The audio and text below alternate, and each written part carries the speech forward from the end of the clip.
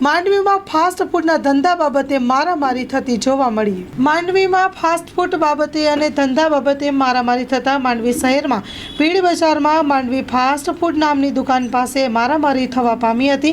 ફરિયાદી પૂનમબેન નારણભાઈ ગઢવીએ માંડવી પોલીસમાં નોંધાવેલી ફરિયાદ પ્રમાણે આરોપી બાબાવાડીના ઉપસંગ રઘુભા જાડેજા અને નીલકંઠનગરના ભગીરથસિંહ શક્તિસિંહ જાડેજાએ ફરિયાદી સાથે ધંધા બાબતે મનદુખ રાખીને લોખંડના પાઇપ વડે હુમલો કરતા માંડવી પોલીસમાં ગુનો દાખલ કરવામાં આવ્યો છે અને આ અંગે માંડવી પોલીસે વધુ તપાસ હાથ ધરી છે।